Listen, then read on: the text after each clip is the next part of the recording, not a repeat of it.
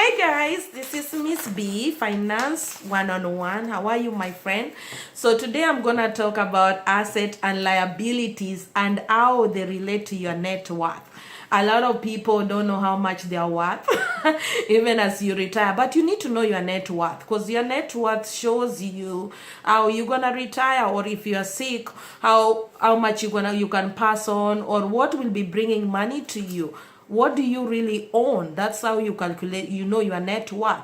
But in order for you to know your net worth, you gotta know the words assets and liability, because net worth is asset minus liability. But don't worry, it's a lot of juggle, but I'll keep it very simple. So to know your asset, which are things that brings you money, they put money into your wallet. This is my assets. Assets are things that brings money. These things, even if you are sick, even if you die, they'll keep on generating money. That's what an asset is. Some of it is maybe your business. It's maybe money you have in stocks, maybe your 401k. Those are your assets. Those are things that you own, that if you fall sick today, they'll keep on putting that money into your wallet, no worries, okay?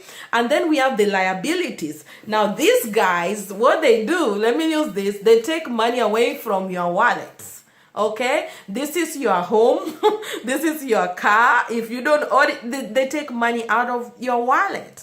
That is what we call liability. And one of the things that people mistake a lot is a home. A home is actually a liability.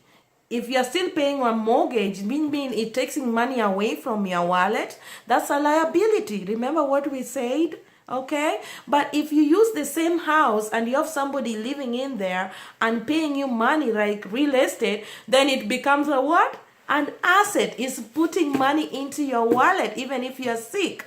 So even if you pay off the house, it's still a liability, because even if it is paid off mortgage and it's not bringing money in, it is a liability. You still have to pay insurance on it, still have to pay taxes, property taxes. So it's still a liability. So once you understand that, and that's why when people tell me, Betty, I'm in a hurry to buy a home, I'm like, I'm not telling you not to buy a house, but you probably want assets that will bring you more money, even when you're sick, even when you are, when you retire, you want to get more assets. And once you know that, you'll be able to say, oh my God, okay, how much am I really worth? And to know how much you're really worth is very simple. Take your asset and minus from liability. Okay, liability can be things that, school fees, all these bills, all the loans that you still have, those are your liability. So for example, if I have, let's just say $200,000 in bank, and I have, that's my asset that I have, and I maybe 100,000, in land worth, that's 300,000, that's my asset. Those things, if anything happened to me, the money in my account can take care of me. If I die, the money can continue to take care of my stuff. Those are my assets. But on the other side, I'm looking at, maybe I still have a mortgage that is worth 250. So if you minus my 300,000 asset to my minus 250, which I own, I only have a net worth of 50,000. But it doesn't stop there. I probably owe a car of 10,000. So I only have a net worth of what? 40,000. But it doesn't even stop there. I probably own a couple of my friends $5,000, $6,000 here. So it ends up being that my net worth is only 30,000. Am I making sense? So you gotta know asset and liability. You all know it. Some of you have heard about it. That's okay. This might be a repetition. But I also want to give you one box that probably nobody has ever told you about. This box here is my favorite one. It's becoming very addicting. I'm telling you guys.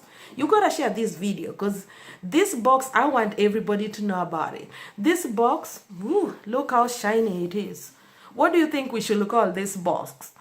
I've already told you guys how to call the assets. What are asset and what is liability, okay? But this one, is not an asset. It doesn't bring you more money in.